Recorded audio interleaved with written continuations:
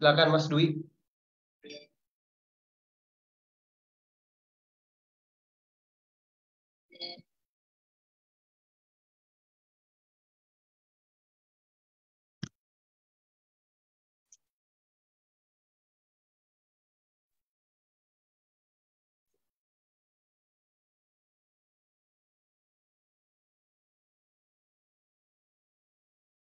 Baik, selamat malam saudara dan saudari sekalian, para hamba Tuhan yang sudah tergabung di media online pada saat ini melalui Zoom maupun Facebook daripada Konsep. Kita sangat mengucap syukur atas berkat dan pertolongan Tuhan sehingga kita pada malam hari ini boleh kembali terhubung satu sama lain untuk membicarakan pelajaran sekolah Sabat pada minggu ini. Pada saat ini ada pendeta muda Marupa Sitorus yang akan menyampaikan ringkasan dari pelajaran pada minggu ini, dan nanti kita akan berdiskusi. Di sini juga ada kami, yaitu Sir Milton Pardosi, yang akan membantu diskusi kita pada malam hari ini. Baik, sebelum kita memulai, mari kita berdoa untuk mengambil waktu sebentar, minta Roh Kudus supaya dapat memberkati kegiatan kita pada malam hari ini. Mari kita berdoa. Bapa di surga, pada saat ini kami sangat membutuhkan Tuhan, supaya kami semuanya dapat memahami firman Tuhan, pelajaran sekolah Sabat yang akan kami pelajari pada malam hari ini. Berilah kami hikmat dan pengertian, berilah kami roh suka menurut, berilah kami sukacita dalam mempelajari firman Tuhan, dan ajarlah kami, supaya kami dapat menerima setiap firman Tuhan yang boleh disampaikan kepada kami semuanya, melalui Tuhan maupun melalui para hamba-hamba Tuhan. Berkati pendeta muda Marupa Sitorus yang akan menyampaikan ringkasan materi, supaya dapat menyampaikan firman Tuhan sesuai dengan kehendak Tuhan. Terima kasih Bapak. Di dalam nama Tuhan Yesus kami telah berdoa dan mengucap syukur. Amin. Ya, baik. Waktu dan tempat kita berikan kepada pendeta Marupa Sitorus, dan bagi saudara dan saudari yang terhubung melalui media online, Facebook maupun Zoom, boleh nanti menyampaikan pertanyaan-pertanyaan, ya, ataupun tanggapan respon dengan kalimat-kalimat yang singkat saja, supaya kita mudah dapat dimengerti. Baik, terima kasih. Silakan pendeta muda Marupa Sitorus. Baik, terima kasih pendeta muda Dwi Cahyono yang sudah memandu acara ini, dan juga kita semua tim Konsep bersama dengan Sir Pardosi yang hadir, juga para sahabat Konsep yang mengikuti tayangan ini melalui Facebook dan nantinya akan diikuti melalui YouTube. Terima kasih atas kita semua yang setia untuk mengikuti akan diskusi pelajaran sekolah Sabat. Baik, izinkan saya untuk share screen terlebih dahulu agar kita bisa mengikuti pelajaran yang akan kita pelajari. Baik, kita telah tiba di pelajaran yang ketiga dengan judul pelajaran yaitu kuasa yang ditinggikan, kuasa Yesus yang ditinggikan. Di mana ayat intinya diambil dari Efesus 1 ayat 13. Melalui Roh Kudus orang percaya akan mengetahui dan betapa hebatnya kuasanya bagi kita yang percaya, sesuai dengan kekuatan kuasanya yang dikerjakannya di dalam Kristus dengan membangkitkan dia dari antara orang mati dan menundukkan dia di sebelah kanannya di sorga. Sebagai pendahuluan, dalam penulis ini memberikan sebuah pendahuluan yang menarik bagi kita, bahwa kelihatannya manusia selalu punya banyak kekuatan, selalu ingin menunjukkan kekuatannya dari apa yang dibuatnya. Sebagai contoh, kita melihat bagaimana sebuah pameran mobil dengan mesin 16 silinder, yaitu prototip Devil, dengan 2,3 liter dapat menghasilkan 5.000 tenaga kuda. Ya. Mobil ini sangat begitu luar biasa ya, dan begitu diminati banyak. Kemudian juga di sana ada kuasa yang buatan manusia juga, yaitu Petrobras 3 mesin jet Pratt dan Whitney ya, dengan 36.000 tenaga kuda. Jadi kalau kita bandingkan bagaimana kekuatan manusia dalam menciptakan segala sesuatu yang mungkin dapat berkesan bagi manusia itu sendiri, dan bisa saja itu menjadi kuasa yang diandalkan manusia. Nah, bagaimana kita melihat Rasul Paulus di dalam doanya, dia berdoa kepada orang percaya yang ada di Efesus, mereka yang berada di bawah godaan untuk mengagumi kekuatan dan dewa, di mana mereka juga diminta dan didorong untuk mengalami kuasa Roh Kudus. Pelajaran minggu ini menekankan 4 hal penting. Yang pertama, kuasa dalam Yesus Kristus. Kedua, kebangkitannya. Dan 3, ia dipermuliakan di tata Allah. Dan yang keempat, ketaatan kepada Kristus dan sebagai kepala di dalam jemaat. Berbeda dengan mesin mobil yang digadang-gadang mampu menghasilkan tenaga yang luar biasa, Paulus justru mendorong jemaatnya untuk mengandalkan kekuatan yang lebih besar, yaitu kuasa yang datangnya dari Yesus Kristus. Sebabnya buku Efesus dalam Efesus 1:14 ayat 23 sampai 23, di mana itu berisi tentang berdoa dan mengucap syukur. Nah, apakah yang kita sampaikan di saat kita berdoa?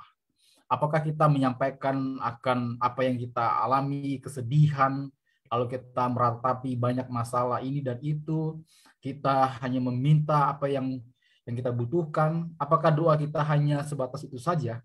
Nah, mari kita melihat doa yang disampaikan oleh Rasul Paulus.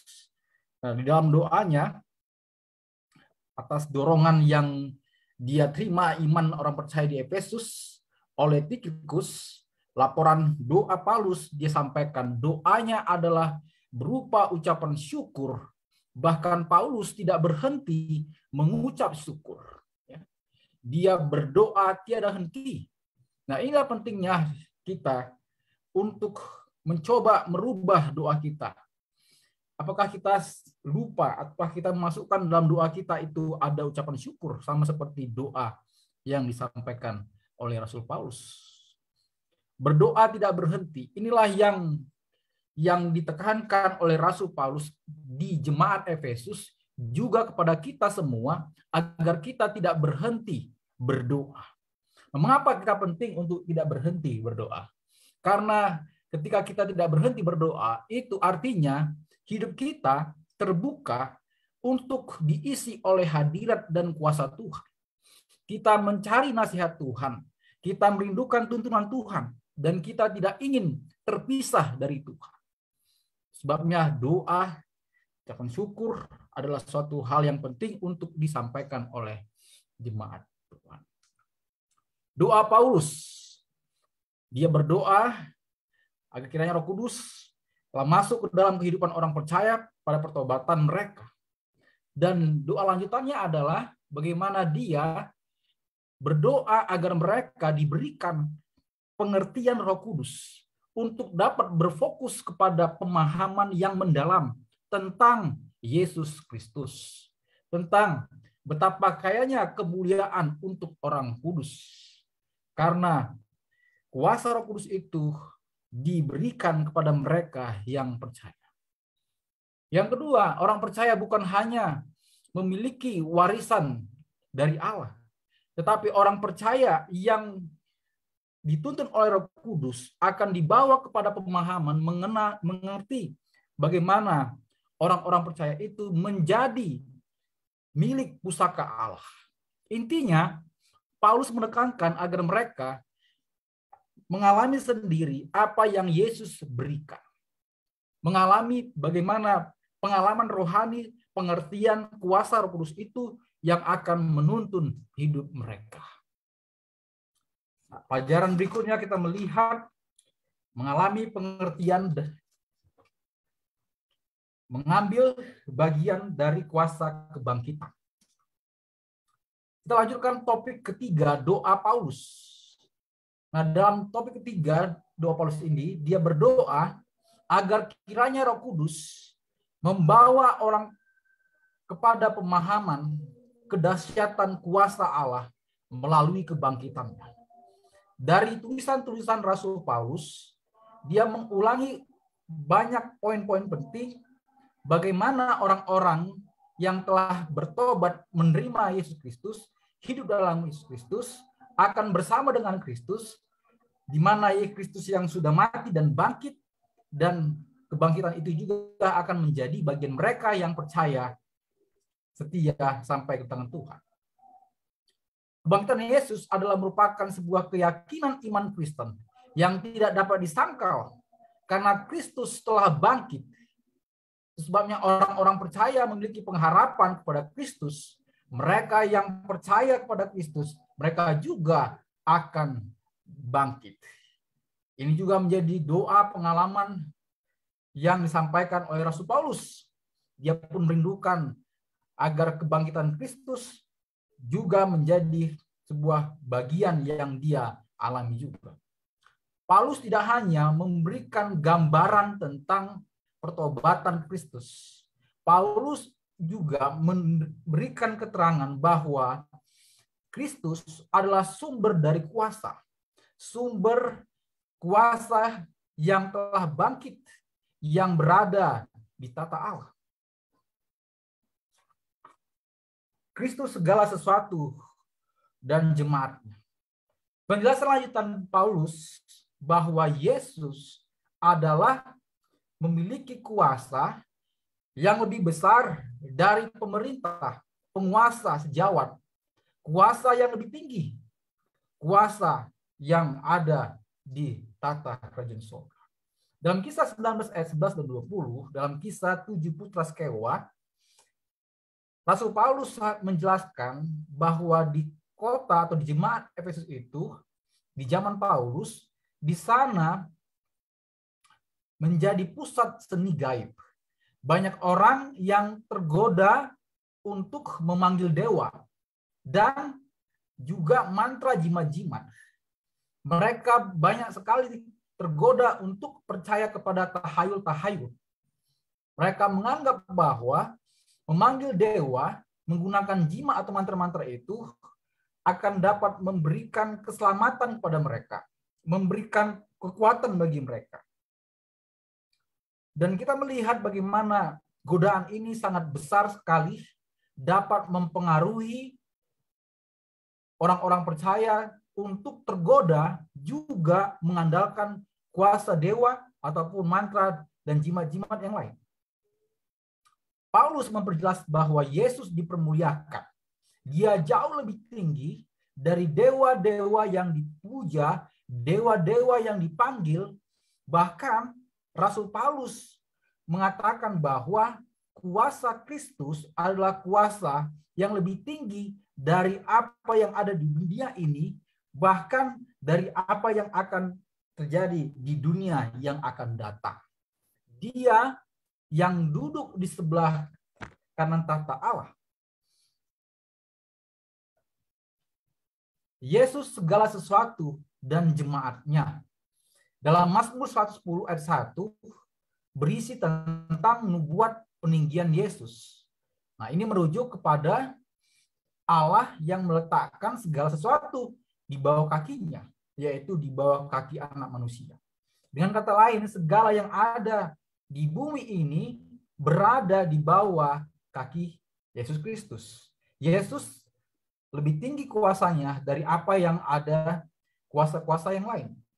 Allah telah membuat Kristus menang atas semua kuasa jahat. Umat Tuhan, gerejanya, diperlengkapinya dengan segala kebutuhannya. Paulus menegaskan kemanjuran kemuliaan kuasa Allah dinyatakan di dalam Kristus Yesus. Dan pendalaman panjang pelajaran minggu ini, saya kutip dari bagian alinea kedua. Dengan kegembiraan yang tidak terlukiskan, penghulu dunia dan kuasa mengakui keunggulan putra kehidupan. Bala tentara malaikat tersungkur menyembah dia, sementara sorak-sorai kesukaan memenuhi istana surga. Anak domba disembelih itu layak untuk menerima kuasa dan kekayaan dan hikmat dan kekuatan dan hormat dan kemuliaan dan puji-pujian. Sebabnya pelajaran panjang minggu ini menekankan bagaimana Kristus Yesus itu layak untuk ditinggikan oleh karena dia memiliki kuasa yang datangnya dari surga. Sebagai kesimpulan sementara dari panjang ini, saya berikan 3 poin penting. Baiklah kita untuk senantiasa terus berdoa, untuk selalu memuji Tuhan, untuk ucapan syukur, dan untuk terus terhubung dengan kuasa Kristus yang lebih besar. Kita tidak meletakkan kepada hal-hal kekuatan manusia, tapi kita mau terhubung oleh kuasa yang datangnya dari Kristus. Dengan yakin dan percaya meminta kuasa Kristus, kuasa yang lebih besar, kuasa yang mengalahkan godaan, kuasa-kuasa yang mengalahkan dari segala kuasa-kuasa kegelapan di dunia ini. Hendaknya kita hanya mengandalkan kuasa Kristus dalam kehidupan kita, bukan kuasa manusia yang ada di dunia ini, atau kuasa yang lain yang tampaknya lebih hebat yang bisa dapat saja tergoda kita untuk percaya kepada kuasa-kuasa tersebut. Inilah menjadi ringkasan pelajaran sepanjang minggu ini yang dapat saya sampaikan. Saya kembalikan kepada MC kita. Amin. Baik, terima kasih Pendeta Muda Marwapacitorus yang sudah menyampaikan ringkasan Sekolah Sabat pada malam hari ini. Dan ini adalah pelajaran yang menarik bagi kita. Pelajaran ini tidak hanya berisi dengan pengetahuan-pengetahuan, tetapi juga harus dipraktikkan dalam kehidupan sehari-hari sebagai gaya hidup dan juga sebagai sumber sukacita bagi orang Kristen. Baik, saat malam kembali kita untuk hamba Tuhan yang ada di Zoom dan juga yang ada di Facebook pada malam hari ini. Dan bagi kita semuanya diberikan kesempatan untuk menyampaikan pertanyaan-pertanyaan maupun tanggapan. Baik, sudah ada pertanyaan yang masuk di sini di kolom chat bahwa berkata demikian. Apa yang dimaksud dengan doa meminta pengertian Roh Kudus? Mengapa Paulus menyampaikan penekanan ini di jemaat Efesus? Ya, jadi si penanya melihat bahwa Paulus ini senantiasa menekankan ya jemaat di Efesus untuk meminta pengertian Roh Kudus. Begitu. Apa pentingnya daripada meminta pengertian ini? Kemudian apa yang dimaksud dengan meminta pengertian ini? Ya, pengertian yang seperti apa yang diperintahkan oleh Paulus untuk supaya diminta kepada Roh Kudus, kepada Tuhan. Baik, kita serahkan kepada Pendeta Marwapacitorus. Setelah itu kita akan menyapa Saudara Milton Pardosi, dan biarlah beliau juga menyapa kita pada malam hari ini. Ya, silakan Pendeta Marwapacitorus. Baik, terima kasih untuk pertanyaannya. Minggu lalu kita sudah belajar tentang bagaimana kuasa ataupun peranan Roh Kudus dalam memateraikan keselamatan bagi setiap orang yang percaya. Nah, pada minggu ini kita belajar juga bagaimana kita didorong untuk dalam doa kita meminta peranan Roh Kudus, ya, agar kita hidup dalam tuntunan Roh Kudus. Nah, dalam doa yang ditekankan oleh Rasul Paulus kepada jemaat Efesus dan juga doa yang perlu untuk kita sampaikan dalam doa kita untuk meminta peranan Roh Kudus, maksudnya adalah agar orang-orang percaya memiliki sebuah pengharapan yang besar, pengharapan yang terkandung dalam sebuah panggilan iman. Karena orang yang beriman itu tentu dia mengalami goncangan, baik itu dalam kehidupan maupun sebagainya. Nah, orang yang dalam doanya meminta pengertian Roh Kudus akan dikuatkan dengan suatu buah pengharapan bahwa ketika Roh Kudus itu akan kuasa Roh Kudus itu akan datang, dicurahkan kepada mereka, maka mereka akan dituntun hikmat yang lebih besar kepada kuasa Tuhan. Nah, pikir itu yang bisa saya sampaikan. Terima kasih. Ya, baik. Terima kasih, Pendeta Muda Marobastorus. Ya, kita ke Sir Mutan Pardusi. Ya, silakan, Sir. Baik, salam jumpa kembali kepada sahabat-sahabat konsep ya. Dan juga yang berada di Zoom, serta sahabat-sahabat yang menyaksikan atau mengikuti secara live di Facebook ya. Jadi pertanyaannya tadi adalah apa yang dimaksud dengan doa meminta pengertian Roh Kudus ya. Baik, sebagaimana kita sudah ketahui bahwa Roh Kudus itu kan disebut penolong atau penghibur. Dan itulah yang dimintakan Yesus kepada Bapa agar Bapa mengirimkan penghibur atau penolong yang akan menemani para rasul secara khusus langsung ya pada waktu itu dan seluruh umat-umat Tuhan. Ya, Yohanes 14 ayat 26.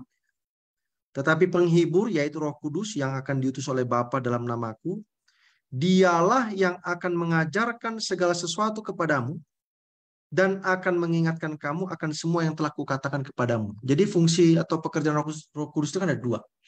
Yang satu mengajarkan segala sesuatu. Dan yang kedua adalah mengingatkan akan apa yang sudah diajarkan oleh Yesus Kristus. Demikian juga yang terjadi kepada doa permohonan Rasul Paulus untuk jemaat Efesus. Agar Roh Kudus itu, nah kalau pelajaran kita hari Senin kan dikatakan bahwa ketika seseorang itu bertobat, maka Roh Kudus itu masuk ke dalam kehidupan orang tersebut, sehingga Roh Kuduslah yang apa? Menuntun hidupnya. Tetapi di pelajaran hari Senin dikatakan bahwa Paulus juga memohonkan supaya jemaat itu mendapatkan berkat roh yang baru untuk memberikan pengertian rohani yang dibutuhkan, yang berfokus pada pemahaman yang mendalam tentang Yesus. Nah, ya. Jadi setelah Roh Kudus itu menuntun hidup seseorang untuk dia bertobat, menerima Yesus sebagai juru selamatnya, maka Roh Kudus itu akan memberikan pengertian tambahan atau pengertian yang mendalam tentang Yesus Kristus. Nah, kalau dalam Yohanes 14 ayat 26 yang tadi saya bacakan, mengajarkan segala sesuatu kepadamu, yaitu termasuk juga dengan kalau dalam konteks Efesus adalah rahasia-rahasia ilahi ya, rencana kerelaan, ya masih ingat ya saudara-saudara ya, rencana kerelaan itu harus dijelaskan oleh Roh Kudus kepada umat manusia, kepada jemaat ya, dan mengingatkan apa yang sudah diajarkan, termasuk juga mengingatkan apa yang Paulus sudah ajarkan kepada jemaat Efesus itu. Jadi disitulah pentingnya keberadaan atau peran Roh Kudus dalam diri seseorang ketika orang itu telah menerima Yesus dan menjalani kehidupan bersama dengan Yesus Kristus. Terima kasih banyak. Ya, baik. Terima kasih, Sir Mutan Pardusi. Mungkin kita berlanjut ke pertanyaan selanjutnya. Di dalam ayat 18, ya, dia melanjutkan bahwa, dan supaya ia menjadikan mata hatimu terang, agar kamu mengerti pengharapan, apakah yang terkandung dalam panggilannya, betapa kayanya kemuliaan, bagian, dan ditentukan bagi orang-orang kudus. Nah, dan diselanjutkan, dan betapa hebat kuasanya bagi kita yang percaya sesuai dengan kekuatannya. Nah, dijelaskan di sini bahwa akan membuat mata terang. Nah, apakah ini menunjukkan bahwa seseorang itu akan mengalami penerangan ketika Roh Kudus itu bekerja? Dan kira-kira seperti apakah orang yang sudah mengalami penerangan ya di dalam kehidupannya ketika Roh Kudus itu bekerja? Boleh dijelaskan mungkin barangkali ciri-cirinya atau ya, seperti apa penjelasannya? Ya. mungkin ke Pendeta Maro Pastorius, kemudian nanti bisa ditambahkan barangkali Pendeta Edwin Pasaribu. Baik, yang paling terlihat jelas adalah seorang yang sudah hidup dalam tuntunan Roh Kudus, maka hidupnya akan mengalami perubahan dalam tindakan, perkataan, dan sebagainya. Karena kuasa Roh Kudus itu akan mengingatkan, kuasa Roh Kudus itu juga akan menuntun, dan kuasa Roh Kudus itu juga yang akan menuntun seseorang kepada kehidupan yang lebih baik. Jadi mungkin hal-hal yang tidak dimengerti secara kerohanian tentang bagaimana Tuhan itu menolong, bagaimana cara kerja Tuhan itu dalam kehidupan sehari-hari, setelah kuasa Roh Kudus itu masuk, maka pengertian tentang bagaimana Tuhan dan bagaimana Yesus dalam kehidupan itu mungkin akan lebih jelas bagi seorang yang hidupnya sudah dituntun oleh kuasa Roh Kudus Tuhan. Maka hidup orang yang sudah dituntun oleh Roh Kudus Tuhan, hidupnya yang sudah menerima Roh Kudus Tuhan, maka hatinya itu akan semakin lebih terang, ya, hatinya semakin lebih dipenuhi oleh Roh Kudus. Jadi hidupnya pasti akan menampilkan kehidupan yang lebih baik. Ya. Kalau kita lihat pasti akan ada buah-buah roh di sana.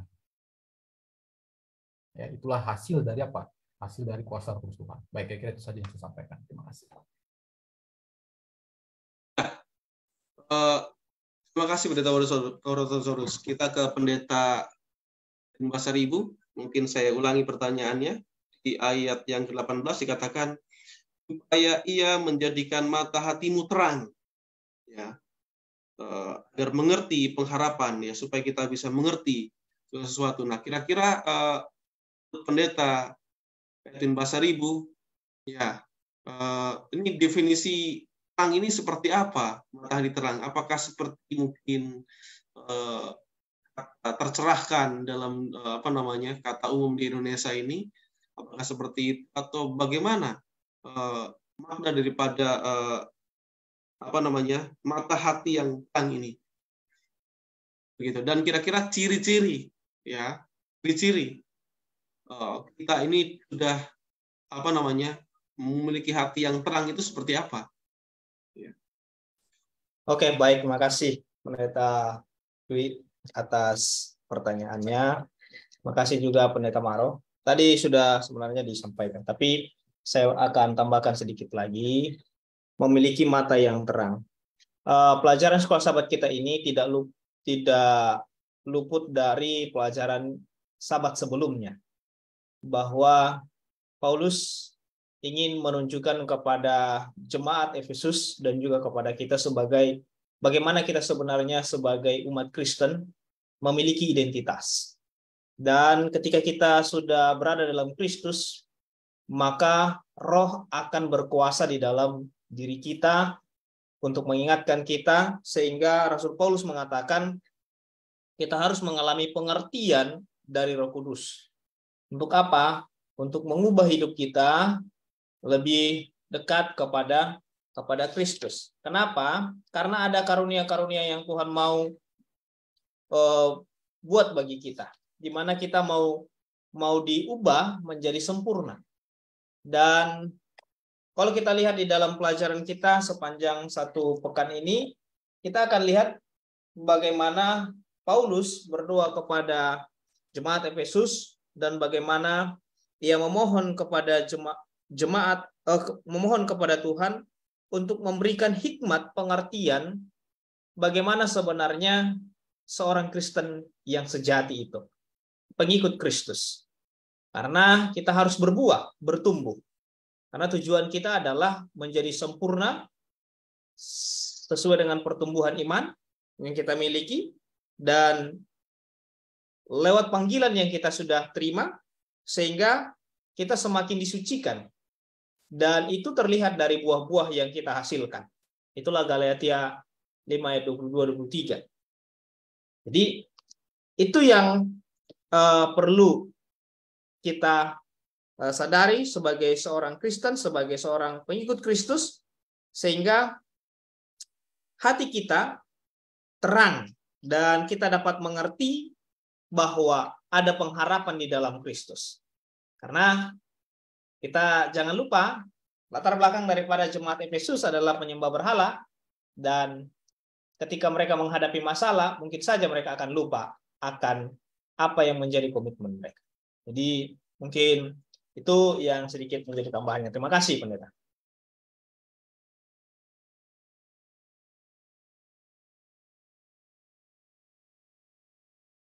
Baik, terima kasih. Kita ke Sir Milton Pardosi, barangkali mau memberikan penerangan buat kita semuanya. Tentang apa ini? Tadi pertanyaannya? Tentang ayat 18, Sir. Efesus 1 ayat 18. Dan supaya ia menjadikan mata hatimu terang. Ya, nah, Sir, kira-kira definisi yang dimaksud dengan mata hatimu terang itu seperti apa, dan seperti apakah ciri-ciri orang yang sudah memiliki mata hati yang terang? Ya, mata itu kan sumber pikiran manusia menerima terang, ya. Sehingga kita bisa melihat segala sesuatu itu dengan baik, ya. Nah, kalau dibilang mata hati kita itu terang, ya artinya bahwa mata itu bisa, kalau mata jasmani ya, bisa melihat dengan jelas. Bukan plus atau minus atau silinder gitu ya. Kalau plus, maka dia harus pakai kacamata gitu. Kalau minus harus pakai kacamata. Nah, kadang-kadang kan kita tidak sadar plusnya sudah nambah atau minusnya sudah nambah sehingga menjadi buram. Nah, kalau ketika buram, maka sulit membaca. Atau kalau ketika mengendarai mobil, maka sulit untuk melihat jalan dengan jelas, bisa tabrakan dan sebagainya. Nah, itu sebabnya Paulus katakan, biarlah mata kita itu, ya mata rohani ya, mata hati kita itu terang. Jadi bisa melihat dengan baik gitu. Ya. Nah, itu adalah pekerjaan Roh Kudus supaya mata kita itu bisa melihat dengan jelas, ya. Sehingga apa? Nah, ayat 18 kan dijawab itu. Agar kamu mengerti. Nah, jadi kan jelas dia. Jadi kenapa mata hati itu harus terang? Supaya bisa mengerti. Seperti mata jasmani kita kalau terang bisa melihat dengan baik, ya kita mengerti. Ada batu, ada apa ya, dan lain sebagainya. Supaya kamu mengerti tentang apa? Pengharapan apakah yang terkandung dalam panggilannya? Betapa kayanya kemuliaan bagian yang ditentukannya bagi orang-orang apa? Orang-orang kudus. Ya, ini kembali lagi kepada rencana kerelaan Tuhan itu. Ya, untuk menyatukan dunia dengan apa? Sorga ya. Di dalam siapa? Yesus Kristus. Nah, apa ciri-ciri orang yang sudah memiliki mata hati rohani yang sudah terang ya? Ya, ciri-cirinya adalah dia memahami pengertian kebenaran itu dengan baik. Dia memahami. Dan dia juga menjadi peka kepada kebenaran-kebenaran yang disampaikan gitu. Nah, jadi dia itu peka, ini adalah kebenaran firman Tuhan. Tapi pada saat yang sama dia juga peka bahwa yang didengarkan itu bukanlah kebenaran apa? Firman Tuhan. Jadi Roh Kudus itu akan berbicara ke dalam hatinya bahwa ini adalah kebenaran atau bukan. Nah, kenapa banyak orang sekarang tertipu oleh ajaran-ajaran atau kebenaran-kebenaran yang beredar di dunia ini? Ya karena mata hatinya belum apa? Belum terang. Sehingga dia tidak bisa membedakan mana itu kebenaran dan bukan kebenaran. Sekarang ini ada-ada saja kebenaran itu sebenarnya bukan kebenaran, tapi hanya dibungkus dengan ayat-ayat Alkitab. Sehingga seolah-olah menjadi apa? Benar. Nah, orang yang sudah punya mata hati yang terang, dia bisa mengetahui ini ajaran benar atau salah. Ya, karena apa? Karena matanya bisa melihat dengan jelas, dituntun oleh Roh Kudus Tuhan. Terima kasih. Ya, baik. Terima kasih, Sir, atas keterangan yang sudah diberikan. Baik, kita ke Pendeta Muda Maruf Sitorus terlebih dahulu. Ya, boleh mungkin menegaskan kembali kuasa Yesus yang ditinggikan. Apa makna Yesus yang ditinggikan ini? Dan kuasanya seperti apa? Apakah ada perbedaannya dengan Yesus yang sebelum ditinggikan? Atau seperti apa? Boleh mungkin memberikan penjelasan yang lebih detail, Pendeta. Baik, kuasa Yesus yang ditinggikan maksudnya adalah kita mengakui bahwa Yesus itu adalah Allah yang telah menciptakan, Allah yang telah menebus, Allah yang telah mati dan bangkit, sama Allah yang akan datang kembali. Dan bagi mereka yang percaya kepada kuasa pada Yesus, bagi mereka akan mendapatkan kebangkitan. Nah, pelajaran kita ini kan selalu menekankan tentang bagaimana Yesus itu sudah bangkit dan telah duduk di samping tahta Allah, ya, di sebelah kanan Bapa. Nah, bagi mereka yang dalam iman mengalami mungkin guncangan, godaan dan sebagainya, nah mereka harus selalu meninggikan kuasa Kristus itu. Nah, mereka harus selalu pegang bahwa kuasa yang dapat diandalkan itu hanyalah kuasa datang dari Kristus, bukan kuasa-kuasa yang lain yang ada di alam semesta ini, di bumi dan sebagainya. Kuasa-kuasa yang disebut-sebut, dipuja-puja oleh manusia, entahkah itu oleh dewa-dewa atau jimat atau hal-hal yang mungkin sihir dan sebagainya. Tapi kuasa yang ditinggikan itu kuasa Allah yang menciptakan, Allah yang menebus, yaitu kuasa di dalam Yesus Kristus. Nah, itu sebabnya kita bagi orang yang percaya, kita orang yang beriman pada Yesus, kita harus melihat kepada kematian Yesus. Di sanalah Yesus itu akan ditinggikan, karena bagi mereka yang berpegang pada pengharapan di dalam iman Yesus Kristus, mereka pun akan dibangkitkan nanti kalau Yesus datang yang kedua kali. Baik, itu yang dapat saya sampaikan. Terima kasih. Ya, baik. Terima kasih Pendeta Muda. Terus kita ke Pendeta Muda Alexander Hetarion. Baik, terima kasih Pendeta Dwi dan Pendeta Maro. Untuk pertanyaan yang boleh saya dapati, pertanyaannya adalah apakah perbedaan Yesus ditinggikan dan sebelumnya? Dan makna konsep dari peninggian Yesus dalam pelajaran sekolah sahabat kita. Saya dapati di pelajaran sekolah sahabatnya itu di pelajaran hari Rabu yang judulnya mengenai Kristus di atas segala kuasa.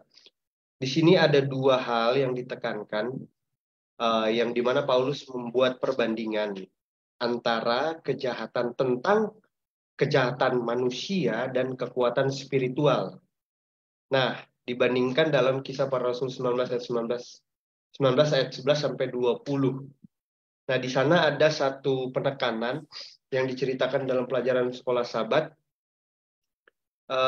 yang titik pusatnya mau diarahkan kepada satu, tidak ada satu kuasa pun yang bisa melebihi kuasa Yesus. Nah, di sana ada gambaran, kan kita tahu dalam cerita Kisah Para Rasul pasal 19 yang tercatat mengenai anak-anak Skewa, ada dua hal yang disampaikan dalam kalimat pernyataan ketika roh jahat itu masuk atau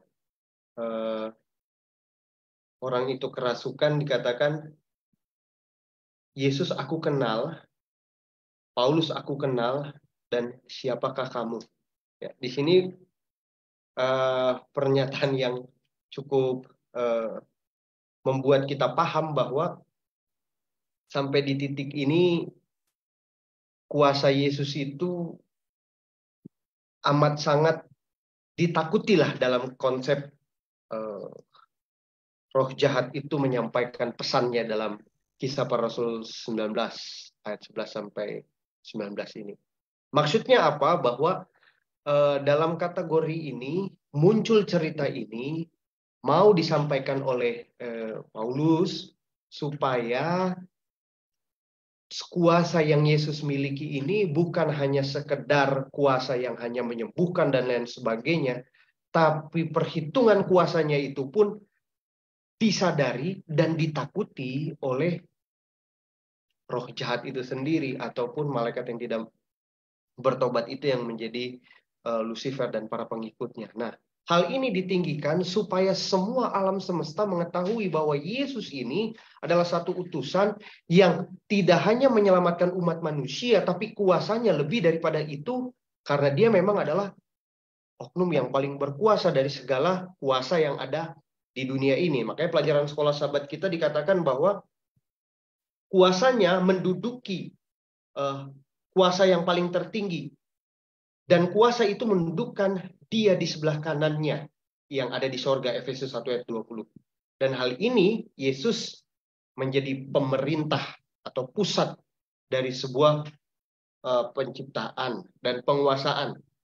Dan penguasa sebagai rekan sejawat dengan Bapa, Yesus jauh lebih tinggi dari mereka semua. Nah, ini penekanan yang mau disampaikan kalau ke dalam konteks pelajaran sekolah sahabat kita, Pendeta Dwi. Kalau berbicara mengenai kenapa Yesus perlu ditinggikan dalam konteks pelajaran kita ini. Dari titik ini, dari pelajaran sekolah sahabat kita ini, mau dimaknai bahwa Tuhan ini melampaui segala kuasa yang ada di dunia ini. Nah, ketika hal itu sudah menjadi pengertian bagi orang Kristen, maka seharusnya orang Kristen sudah tidak lagi takut. Oleh karena apa? Oleh karena Yesuslah yang mengendalikan semua yang terjadi di dunia ini. Kalau saja kita tunduk kepada pemerintahnya, maka hidup kita akan damai. Dan itulah yang mau diambil kepada pelajaran kita untuk seluruh umat Kristus. Umat Kristen, janganlah takut, apalagi hanya sekedar masalah-masalah yang terjadi, problema, kuasa yang lebih daripada itu pun Tuhan sanggup tundukkan. Jadi perlu kita percaya kepadanya. Mungkin itu Pendeta Dwi, terima kasih. Ya, baik, terima kasih Pendeta Alex. Kita sermon Pardosi terkait dengan judul kita, dan juga ini adalah pembahasan kita dalam 1 minggu ini yang pasti tentang kuasa Yesus yang ditinggikan. Apa maksudnya, Sir? Yesus yang ditinggikan ini, dan seperti apa kuasa dan hubungannya dengan dengan kita semua pada saat ini? Aplikasi apa yang harus kita ambil? Kalau kita baca ayat-ayat yang Paulus sampaikan ya, mulai ayat 21 ya, pasal 1, dia menyinggung tentang Yesus itu yang duduk di sebelah kanan Bapa itu jauh lebih tinggi dari segala pemerintah, penguasa, kekuasaan, kerajaan, dan tiap-tiap nama yang dapat disebut di kalangan orang Efesus secara umum. Kita tahu bahwa jemaat Efesus ini kan, atau budaya Efesus itu kan banyak terikat kepada kuasa-kuasa kegelapan ya, atau berhala-berhala yang mereka sembah. Nah, salah satu contohnya itu adalah dalam peristiwa ketika anak-anak Skewa itu ya, anak-anak Skewa ya, mencoba untuk mengusir roh jahat kan, malah mereka sendiri yang rasukan roh jahat itu ya. Jadi bayangkan saja bahwa di tengah-tengah kehidupan umat Tuhan pun ada yang seperti itu. Nah, Paulus membawa isu bahwa Yesus itu sudah didudukkan jauh lebih tinggi. Artinya bahwa Yesus itu lebih tinggi dari semua nama-nama yang dapat disebutkan oleh orang Efesus tentang kuasa-kuasa atau dewa atau berhala yang ada dalam pemikiran keyakinan mereka. Nah, ini menjadi penting bahwa dengan adanya seperti itu, maka mereka tidak perlu takut. Mereka akan mendapatkan kemenangan karena Yesus sudah sudah mengalahkan itu semua. Yesus sudah mengalahkan kuasa-kuasa kegelapan yang ada di atas dunia ini. Jadi itu sebuah jaminan ya, jaminan kepada jemaat Tuhan di Efesus, jaminan juga buat kita semua bahwa Yesus itu sudah bangkit, dia sekarang duduk di samping Bapa yang Maha Kudus. Artinya dia sederajat dengan Bapa.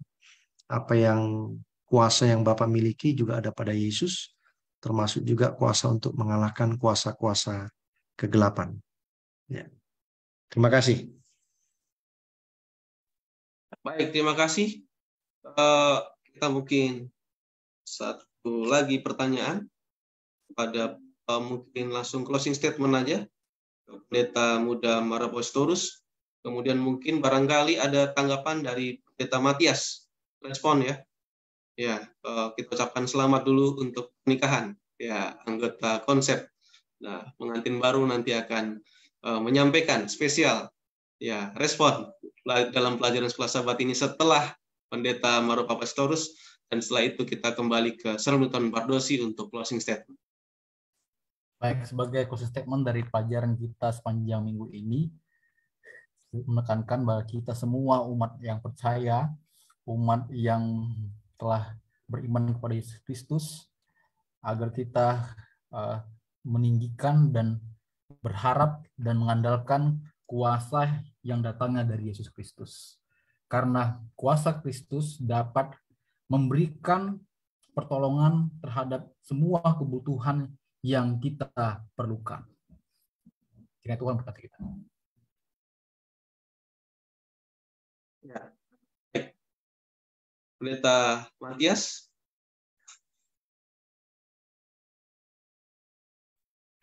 Baik, terima kasih. Shalom, salam berjumpa kembali untuk kita semua. Saya pikir pelajaran sekolah sahabat kita yang telah kita pelajari bersama sudah ada tambahan-tambahan. Saya pikir sudah cukup jelas mengenai pelajaran sekolah sahabat kita sepanjang minggu ini, dan lebih tepatnya dalam Efesus pasal 1 sudah jelas di sana bahwa Kristus harus dimuliakan. Ya, jadi ini menjadi pelajaran sangat penting untuk kita, dan kita ingat selalu bahwa di dalam dunia ini apapun yang terjadi, jangan lupa bahwa yang kita imani yaitu Yesus lebih berkuasa dari apapun. Dan pengalaman Paulus ketika dia berada di Efesus mengingatkan orang-orang di Efesus hal yang sama juga yang harus menjadi pegangan bagi kita yang hidup di zaman ini menjelang kedatangan Tuhan, bahwa mau apapun yang terjadi, yang kita imani lebih berkuasa dari segala sesuatu. Terima kasih Tuhan. Ya, baik, terima kasih Pendeta Muda Matias. Kita ke Sir Milton Pardosi sebagai closing statement.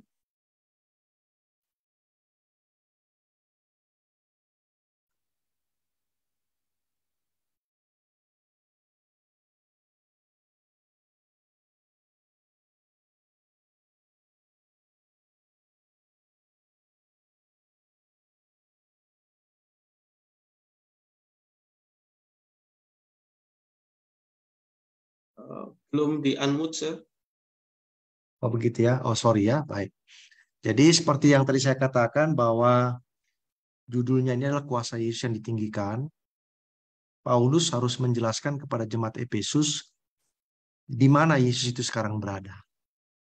Dan apa yang Yesus itu sekarang sedang lakukan. Ini menjadi penting khususnya kepada jemaat Efesus yang berlatar belakang memang mereka yang menyembah kepada apa? Dewa-dewa atau berhala-berhala sebagaimana yang dipahami oleh orang-orang di Efesus secara umum. Ketika seseorang itu memahami di mana Yesus itu sekarang berada dan apa yang Yesus sekarang sedang kerjakan, maka itu akan menolong orang itu untuk bertahan di dalam menghadapi banyak tantangan iman yang terjadi, khususnya menghadapi kuasa-kuasa kegelapan. Ya, karena manusia itu tidak mampu untuk menghadapi kuasa kegelapan itu sendirian. Ya, manusia itu membutuhkan kuasa dari Yesus Kristus. Nah, kalau kita tidak paham di mana Yesus itu, apa yang dia sedang kerjakan, maka kita tidak punya keyakinan bahwa Yesus itu akan apa? Berkuasa untuk menolong kita melawan kuasa-kuasa kegelapan. Nah, itu sebabnya Paulus berulang-ulang kali mengulangi tentang apa, di mana Yesus itu berada.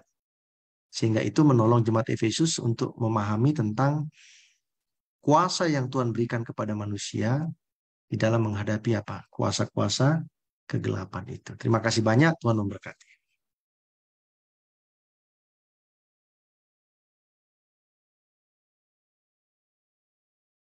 Baik, terima kasih. Itulah pelajaran kita pada malam hari ini. Kita berterima kasih kepada Tuhan atas berkat dan juga pertolongannya pada malam hari ini. Ya, kita boleh mempelajari firman Tuhan, dan itu semua adalah berbicara tentang bagaimana kuasa Yesus. Dan kita boleh merayakannya, menikmatinya, dan memanfaatkan kebenaran penting ini, posisi penting ini, di mana kita adalah menyembah Tuhan yang Maha Kuasa. Tuhan yang sudah menyerahkan nyawanya di kayu salib untuk menebus dosa-dosa kita, dan dialah yang Tuhan yang sudah memenangkan segalanya. Tuhan yang sudah mempersiapkan segala sesuatunya, kemenangan bagi kita juga semuanya. Baik, ketika kita memiliki Tuhan yang Maha Kuasa, Tuhan juga tidak segan-segan untuk membagikan kuasa bagi kita untuk menjalani kehidupan ini, untuk menjalani kehidupan beragama yang sukses di hadapan Tuhan, dan yang pasti untuk mempertahankan hidup kekal yang Tuhan telah berikan kepada kita, supaya kita dapat menikmati sepenuhnya di dalam dunia yang akan datang. Baik, kita mengucapkan terima kasih kepada Pendeta Muda Maro Papa Sitorus, Saudara Milton Pardosi, kemudian Pendeta Matias Tani, Pendeta Pasaribu, Edwin Pasaribu, dan juga yang lainnya yang hadir di dalam acara ini, yang mungkin walaupun tidak membuka kamera, ada Pendeta Huta Barat, dan juga ada Pendeta Muda Sabar Simbolon. Tadi ada Pendeta Muda Alex yang sudah pamit lebih dahulu. Kita akan berjumpa pada minggu depan, kiranya kita diperjumpakan di dalam kasih Tuhan, di dalam jam dan waktu yang sama. Tuhan berkati. Kita mohon untuk Pendeta Muda Matias Tanii untuk menyampaikan doa tutup.